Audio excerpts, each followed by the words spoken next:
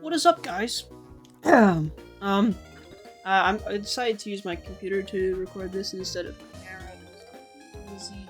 I just want to get this out. Happy New Year's, guys! Can't believe we made it 2025.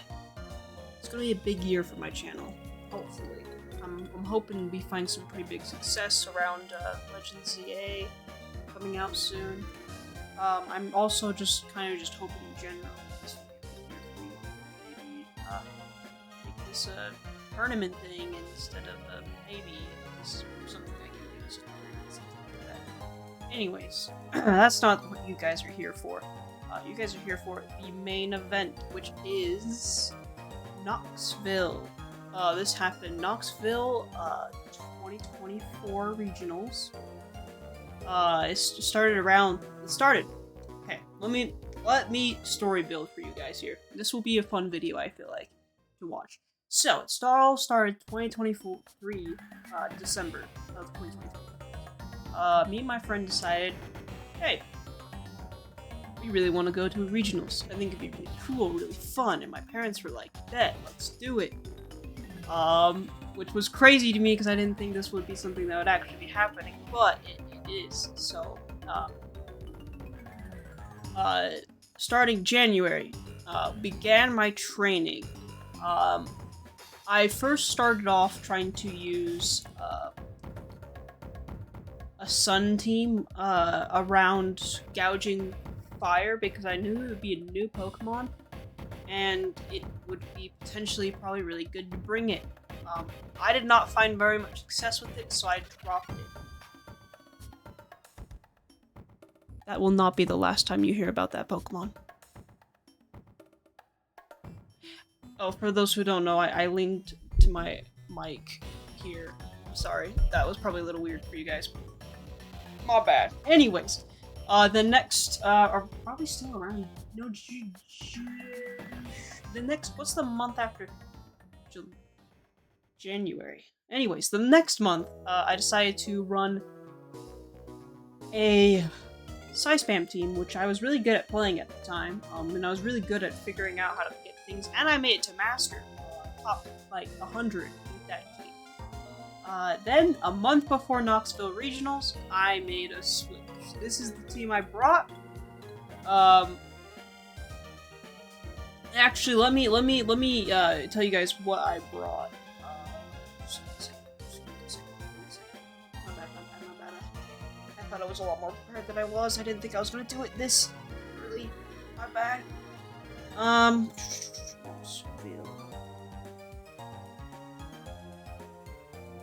That's the wrong Knoxville. Ah, yes. So, the original team that I had a month prior to Knoxville, and this doesn't change very much, is Talonflame, Bramblegast. You'll probably see some of them popping up here and there.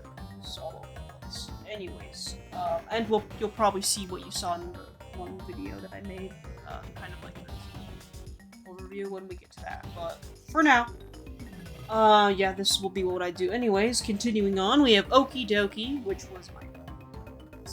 This thing was epic. I don't think this thing was at all the problem of my team at all. Like, honestly, I was running it in my Psyspam team, I'm pretty sure, so it was just that good.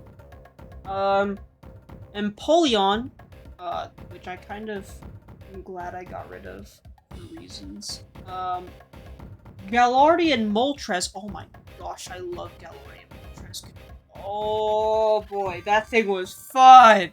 Anyways, and then Rotom Heat. Both Rotom Heat and Empoleon don't make it to the final cut. I'll explain later.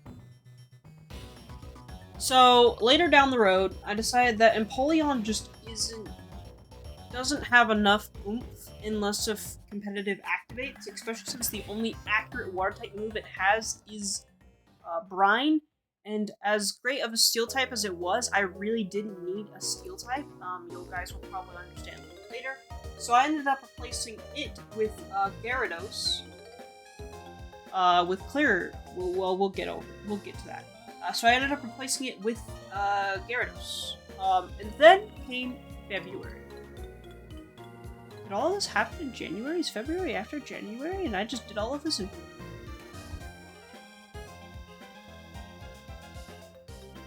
Yeah, this all happened in January. Okay. Anyways, then came February. I just have landed in Knoxville. And I got to talk to some people. I was playing on Showdown.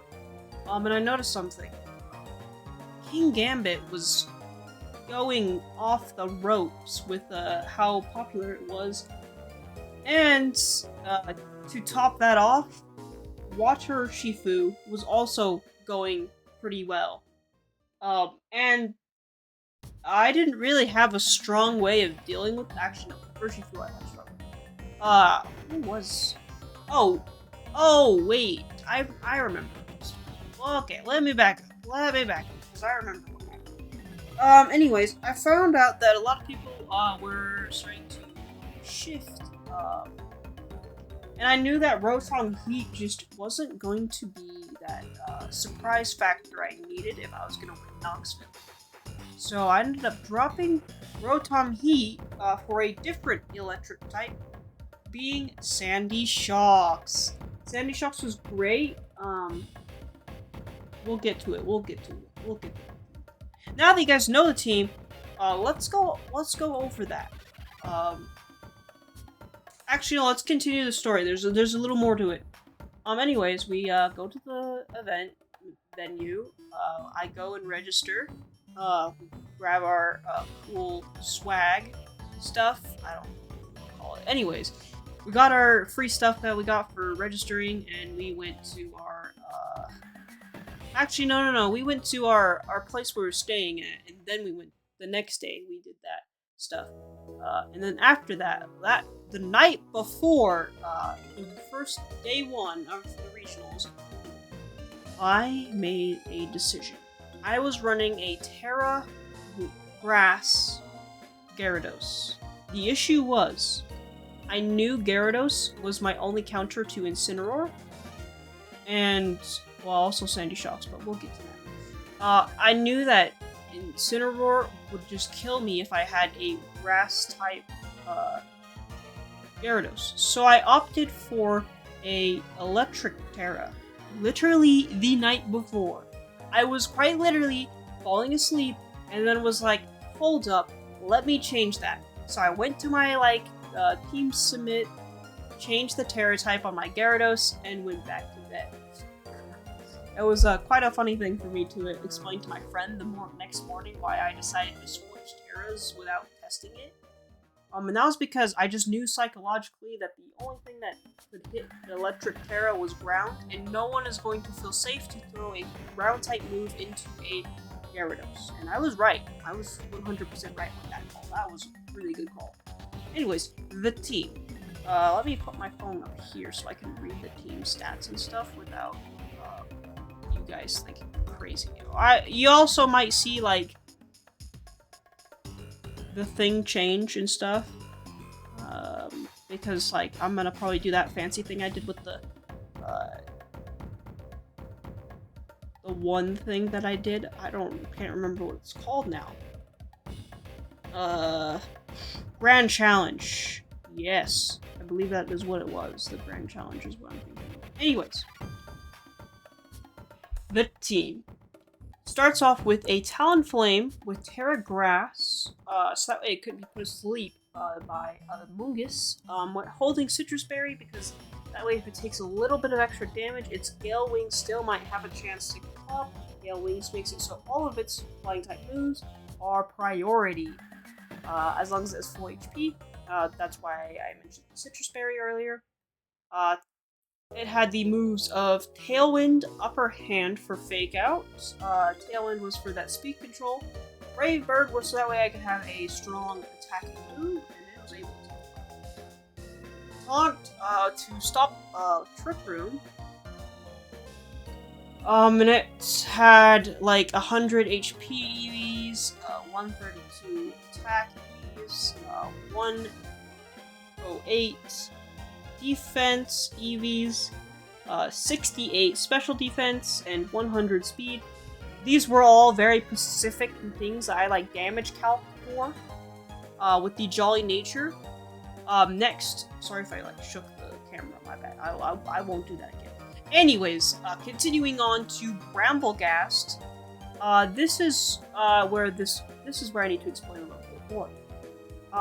At the time, before Knoxville Regionals happened, the best team in the format was a team that was this. I'll show the Pokemon up on the screen. It was Tornadoous, Water Shifu, Incineroar, Rillaboom, and Ogerpon Wellspring. And sometimes it was, and then the last Pokemon was always just kind of random. Like, there was never like a consistent thing with the last Pokemon. The last Pokemon was normally just a random Pokemon. Sometimes like Iron Hands, Fluttermane, it really just depended on the person. But that was the team that was the best. And Bramblegast has this fancy ability called Wind Rider. Wind Rider makes it immune to wind-based moves and gives it +1 attack every time one is used. That means when I use Tailwind, it gains a +1. If my opponent uses Tailwind, it gets a +1. It's also a Grass Ghost type, which, by the way, neither Rillaboom or Urshifu Water or Water Spring, Wellspring, Ogerpon were able to touch it. It was perfect. And I slapped Terra Water, so even Incineroar couldn't touch it. I was set up for success against that team. We'll come back to that. Then it had the loaded dice, so that way Bullet Seed could do a lot of damage, because Bullet Seed was kind of like its best damage output for Grass type. Phantom Force. I don't know if I kept Phantom. I did keep Phantom Force because it could break through Protect.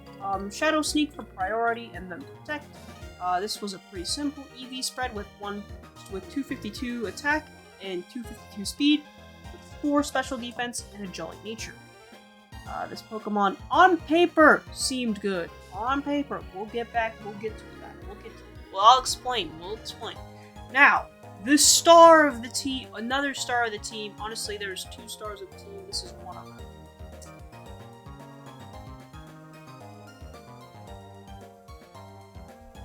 I'm gonna be making fun of myself in the editing. I'm guaranteeing it. Anyways, Okie dokie. Was running Assault Vest because I really didn't have a need for any status moves because it just was Guard Dog, so that way I couldn't get intimidated. With Terra Poison. Terra Poison was very nice because it allowed my Poison Jab to be able to kill Fluttermane. We had Drain Punch for that extra HP. Crunch to kind of hit Psychic types because I really couldn't hit Psychic types with him otherwise. And then Upper Hand for Fake Out. He was an Adamant Nature, meaning his attack, and I have not been explaining the natures, so we'll just put the screens instead of starting to explain. He had 100 HP EVs, 252 attack EVs, 100 defense EVs, and 56 special defense EVs. I'm pretty sure I just EV'd it high enough to survive a Psychic from a Farigiraf. Next Pokemon, Galar Moltres. This was a fun Pokemon to use. This was the other star I was mentioning. It was running the black sunglasses with the ability Berserk. Berserk means every time it got to half HP. My bad, excuse me. Every time it got to half HP, it would get a +1 in special attack. Running Terra Steel, I will explain later, just in a little bit. With the moves Fiery Wrath, which is a spread dart type move that can flinch. Air Slash, that's the best flying type move besides Hurricane that it had. Terra Blast for Terra Steel, Terra Blast, which also was able to kill some of the Fluttermanes with Berserk intact. Without Berserk, I didn't. And Protect. Running Timid Nature, make sure it's extra speedy with that 252 special attack, the 4 special defense, and the 252 speed. This Pokemon was really good in Knoxville. I brought it almost every time, which in hindsight might have been one of the reasons I lost. But anyways, moving on to Gyarados. Gyarados is running Declare Amulet because of Intimidate users. Incineroar, Terra Electric, as I explained earlier, and Intimidate.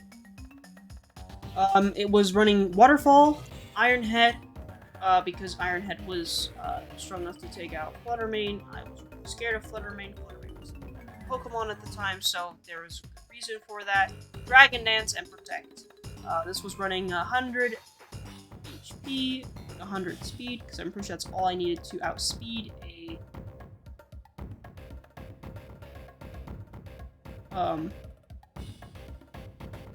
what was I gonna say?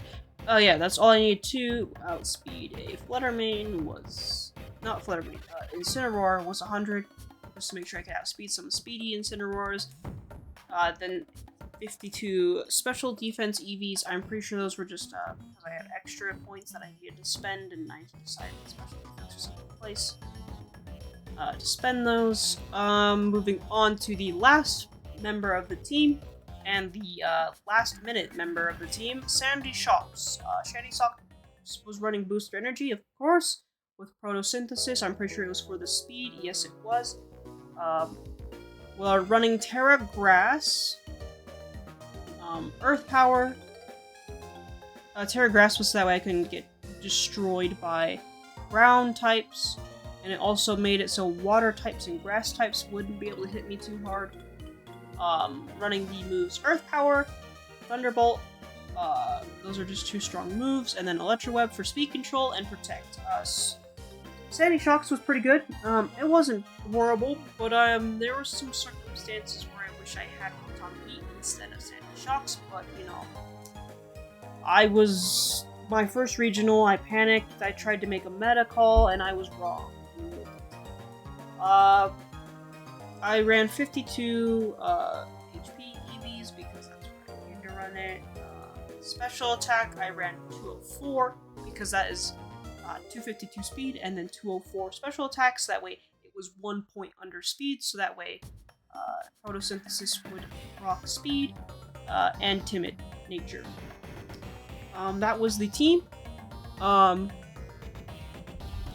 It's a pretty good team in my opinion for the meta call I was making for the team I just explained. That was not at all what showed up. Round 1. Opponent: James Evans, a former world champion. Let me actually find out which world championship he won. I'm pretty sure.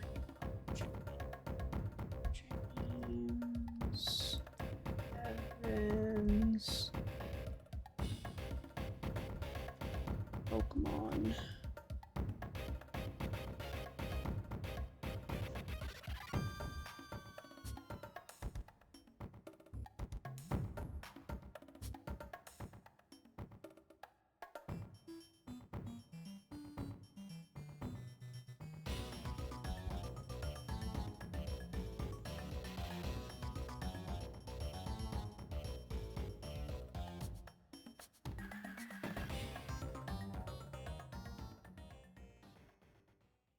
Oh, he was the 2018 Senior Division VGC World Champion. Yeah, that was the World Championship he won, was 2018's Senior Division. So I was going up against a previous World Champion as my first opponent. I didn't realize it was him until after the fact I had lost to him, and like, I recognized his name. I swear I could have... I know, like, he looked familiar when he sat in front of me, but I couldn't quite pinpoint it until someone mentioned, oh yeah, James Evans, former world champions. And I realized that was him. I don't remember his team exactly, but I do know he brought 2 Pokemon. Pacific, that was all I saw. Which was King Gambit and Gouging Fire.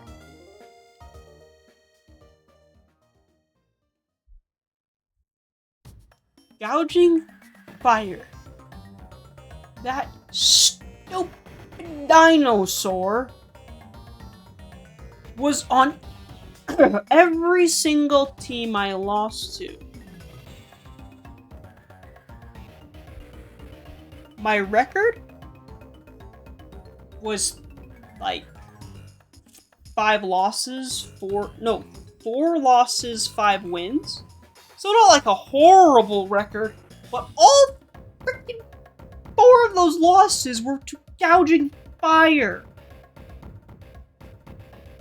That was my backlight. Anyways, I ended up placing like 339 out of the 500 people that participated. So not horrible for my first regionals, but definitely not like fantastic. But the friend that I coached, that went with me, he was, I won't mention names because I don't know if he wants his name mentioned on the internet, so I will respect that and not say his name, but I will tell you what team he was running. He was running a Typhlosion, Kleavor, Garchomp, Tornadus, and I can't remember what his, Chi-Yu? I can't remember what his last Pokemon was. Roaring Moon, maybe? No. Yeah, I don't, it was Iron Crown. That's what it was. Yeah. Anyways, he proceeded to get, like, top 150. Not bad at all, like, all for his first regionals. And, I think, like, 2023 is when he actually started, like, VGC in general. This was, like, his first team where he actually put meta Pokemon on it, too. Like, instead of using some of his favorites and trying to make gimmicky strategies with his favorite Pokemon.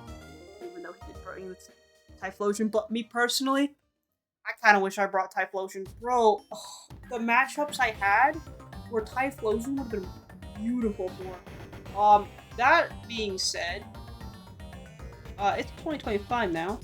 We're about to reach a new regulation, and I am going to be starting my training arc for 2026. I will be participating in the 2026 Championship League stuff. I'll be going to regionals, maybe internationals, and hopefully worlds. So if you guys want to see my journey into attempting to become a world champion, consider subscribing. That'd be pretty cool. I would really appreciate it. I don't have much to show you guys because, like, I was never table 1, so I don't have footage of, like, me battling someone. This is just kind of just me ranting about me, making a mistake. Also, fun fact, day 2, I went to, participated in a side event, got 2nd place with the Psyspam team I was originally planning on playing. Man, and I have gone through every single freaking round with my Psyspam team and realized I could have probably won the whole thing. I probably wouldn't have won the whole thing, but I would have definitely made it to day 2. I'm pretty confident in that. Yeah, that's how Gouging Fire ruined my first regionals experience and how I got crushed by a world champion on my first regionals. If you guys did like this video and you guys thought this was a fun journey I took you guys on, consider subscribing. I really would love it. I'm trying to build myself. I am also currently looking for YouTubers, streamers that want to collab with me. That would be pretty cool. The reason being is because collabing is probably going to be the best way to get myself out there. I really do want to try to make my content good, fun, exciting for you guys. I hope you guys are enjoying these kind of videos. I know they're not like the most exciting things in the world. I try to make it pretty fun. I have like background music going on right now. I probably made some fancy edits with the team overview. Yeah, I'm sorry if this video kind of sucks. I'm trying. It's hard to come up with video ideas that I want to put forth my efforts into and make it good for you guys. I am trying to figure it out. I hope you guys like that Delibird video. I didn't really get any views. I'm a little lost on what to do. I know I suck at editing, and that's what I really need to practice doing.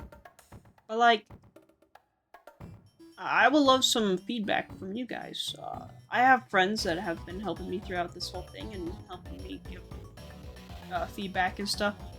I'm struggling to honestly have motivation to come up with ideas for YouTube videos. So if you guys like know video ideas you guys want to see me do, let me know.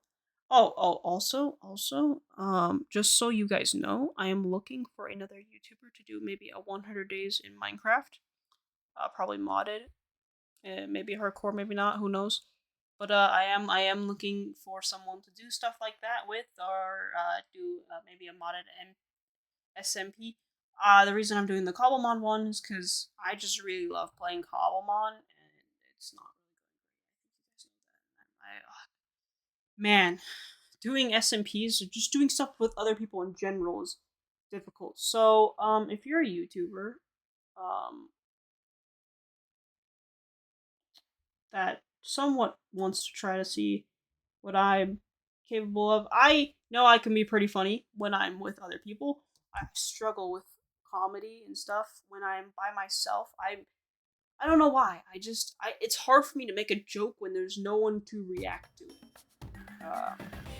I mean, if you guys watch my live streams, you can see that I am able to joke around a little more because I have people commenting and stuff that I respond to. Anyways, yeah. So if you guys want to like support me, maybe some of you guys can reach out to some YouTubers you could think of that may be interested in my content and doing collabs with me. That would be fantastic. I really just need some help here. I know I'm not. I'm gonna need help if I'm going to make this a career. Anyways, sorry for wasting your guys' time. With that, I hope you guys have a wonderful 2025. And I hope that our channel and our community has a wonderful 2025. Let's see what happens. I'll see you guys in the next video. Bye.